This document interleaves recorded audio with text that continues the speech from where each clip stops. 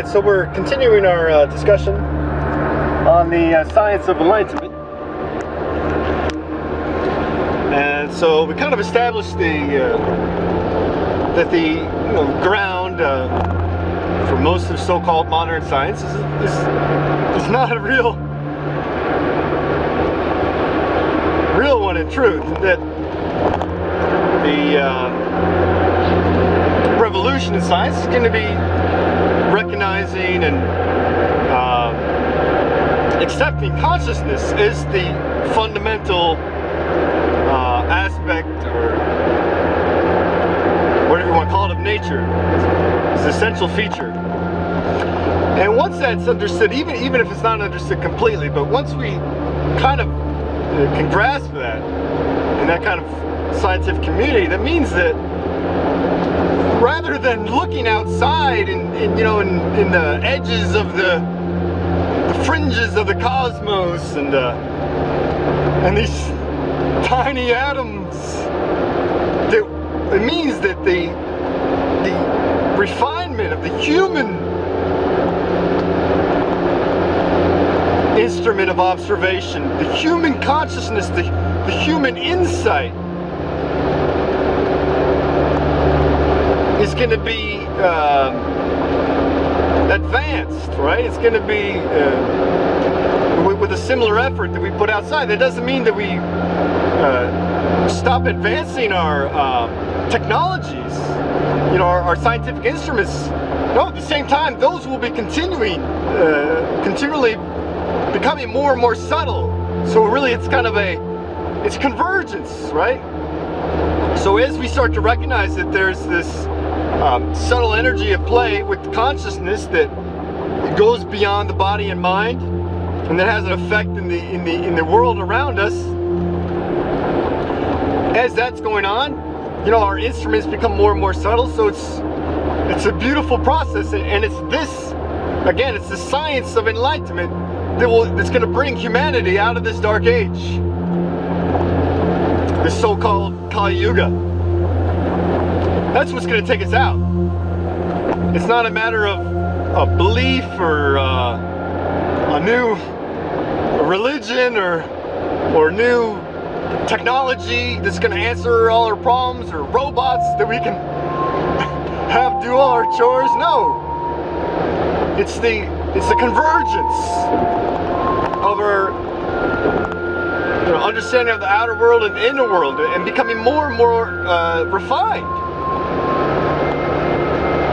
And so the kind of meeting point for that, or one of the key areas that can kind of flow around, is the science of Kundalini awakening.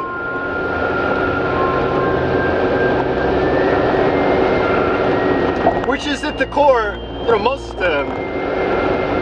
which is at the core of spirituality. And there's all kinds of references, that can link the science of spirit, or the Kundalini, Shakti, to the Christian tradition, the Buddhist tradition, the Hindu tradition, whatever tradition, Native Americans, shamans, whatever tradition you can imagine. But that may not be relevant at this point. But it's clear. It's a clear link. The spirit of consciousness is, again, universal in nature. But the Kundalini energy, the Kundalini awakening, is going to be the focal point of this kind of study of enlightenment.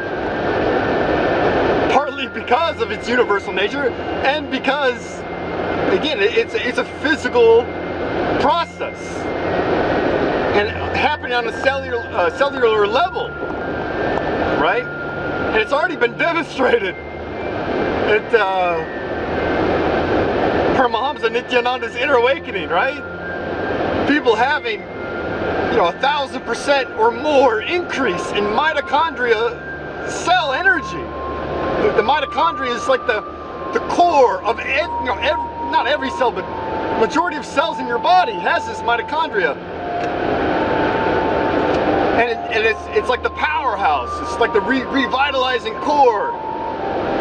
And to have an 1,000% increase across the board after 21 days of initiation and meditation is profound. It's absolutely stunning. And yet, you know, it's been, you know, I don't know, a year or so since these results came out, and no real kind of interest in the scientific community in you know, publishing or these results, or actually, you know, making it into a more exhaustive kind of study. Because what it is, you know, this was the cellular energy. This was studied in people's blood, right? This was, you know, throughout their whole body. You take a sample of blood at the beginning of the program, and took a sample of the blood at the end of the program, and all of a sudden there's 1,000% increase. You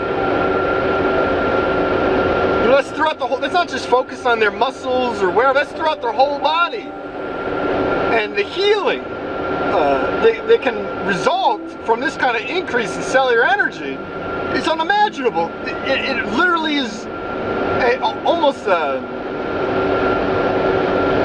a reversal, or almost a stoppage of the aging process.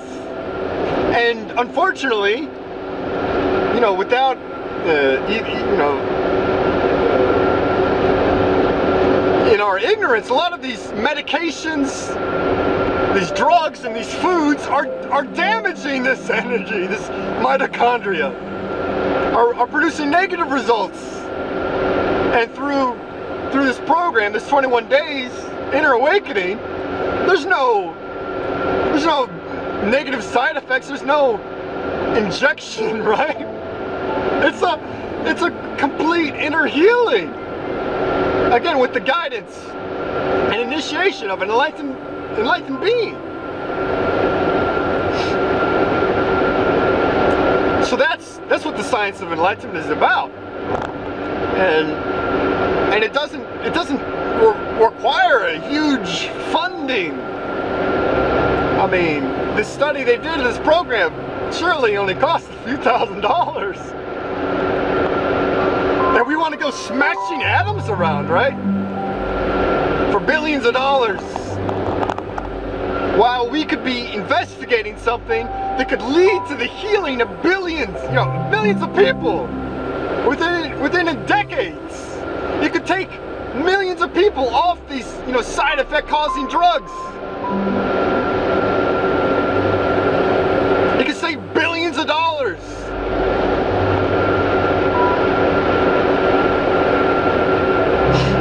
And that's part of the reason that we have to be a little bit suspicious of a scientific community or medical community that chooses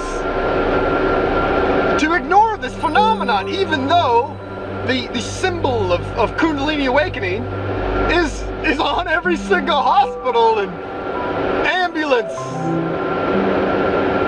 You know, the staff with the snakes around and the eagle's wings, representing this full functioning of the Kundalini energy. It's obvious.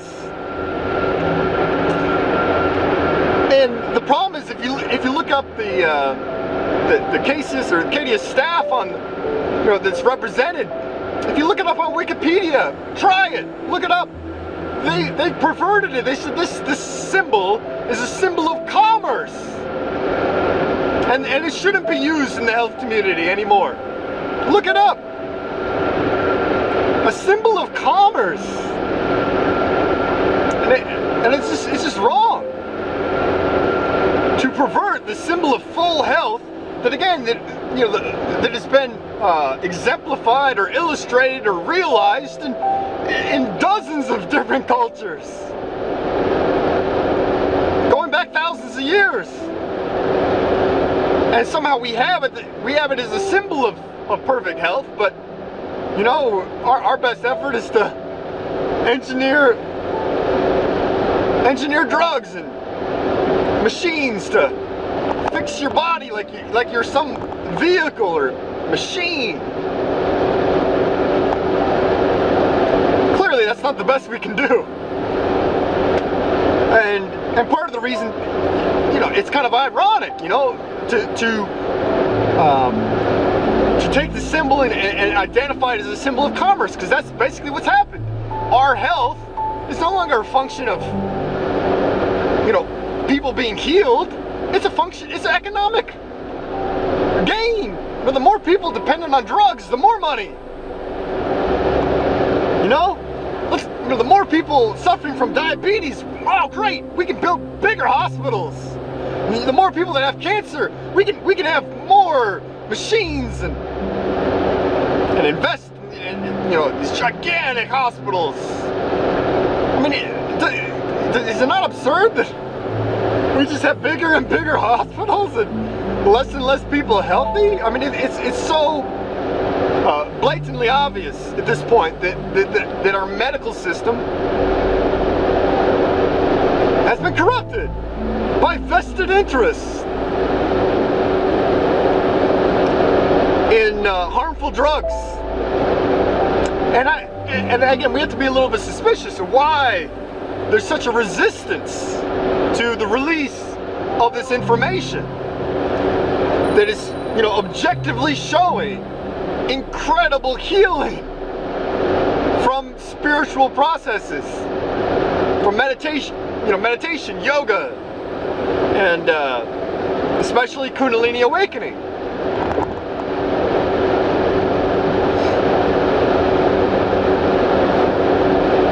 So that's really the future, is that, you know, this information, you can't, and if there is, you know, it could just be a function of ignorance and a limited worldview. But if there is an actual effort to suppress this information about Kundalini awakening, good luck. You can't stop it. And the thing is, you know, is millions of people right now are kind of picking up the practice of yoga and meditation, you know, all over the planet. The Kundalini awakening is only going to increase, right?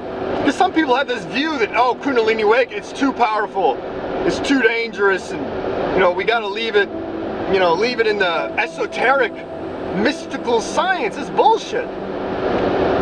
That doesn't do anybody any good. And yeah, perhaps in the past, you know, 1,000 years ago, 2,000 years ago, yeah, we should keep the science secret and you know, within these sacred traditions, and pass it down from person to person, very limited batches of people.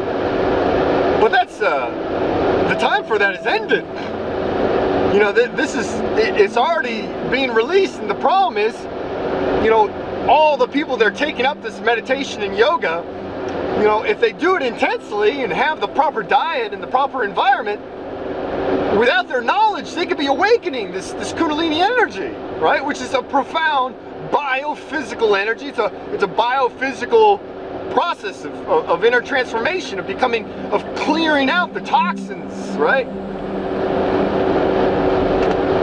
So physical and mental disturbances, clearing it all out, so that this pure consciousness can be, you know, received in a more refined and complete way. Again, just like the radio, just like upgrading your radio, you know, the consciousness is the same. It's eternal, but your receiving technology is advanced. And so anyway, yeah, people are going to be experiencing this, and they're going to go to their doctor, and they're saying, you know, I'm not sure what's going on, but I'm feeling these sensations, and, you know, yeah, I'm doing some yoga and meditation, but I don't know. And the doctor will be like, well, sir, it seems you're having a psychomatic condition, or maybe you're just having some kind of anxiety issues. You know, we need to, you know, because your body's perfectly healthy, but you're experiencing these things, and so we got the solution for you. And the solution is, you know, a prescription for antidepressant drugs that have been around for maybe 10 years, that we have no understanding of the long-term effects of, that you know, change your brain chemistry and have all these side effects. That's our solution for you. because we have nothing else. We out of our ignorance or out of our suppression, we're going to completely ignore this inner potential energy. And so, you know, thousands of people right now are being, you know, misdiagnosed, are being mistreated by a medical community that refuses to focus on healing, on a natural process of healing. And of course, this is not a threat to modern medicine. You know, it's not like we want to get rid of all this, you know, technology or emergency care. All that can be harnessed and utilized with the more awareness and consciousness. But fundamentally, to shift the focus